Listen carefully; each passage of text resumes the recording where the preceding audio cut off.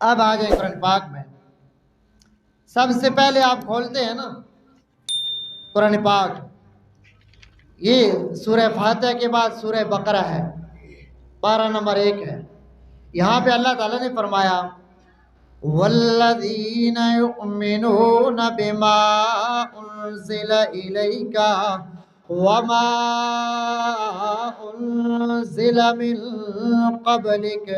وَبِالْآخِرَةِ هُمْ يُوقِنُونَ۔ اے میرے نبی، جو آپ کے ساتھ چلنے والے ہیں،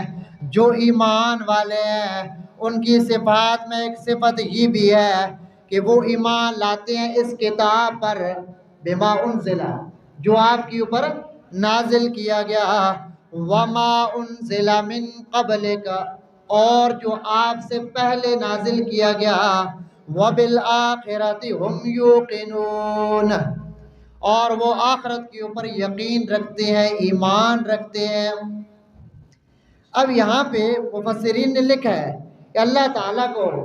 پتہ تھا اس طرح ہونا ہے، تو اللہ تعالیٰ نے مسلمانوں کی صفت، ایمان والوں کی صفت یہ فرمائی کہ وہ آپ کے اوپر جو نازل کیا گیا اس کے اوپر مسلمان ایمان رکھتے ہیں۔ یہ قرآن پاک ہے، الحمدللہ مسلمان ایمان رکھتے ہیں۔ اور آگے اللہ تعالیٰ نے فرمایا وَمَا أُنزِلَ مِن قَبْلِكَ، اور جو آپ سے پہلے نازل کیا گیا، تورات، زبور، انجیل وغیرہ جتنی آسمانی کتابیں آئیں اس کے اوپر ایمان رکھتے ہیں۔ اب یہاں سے دلیل ہے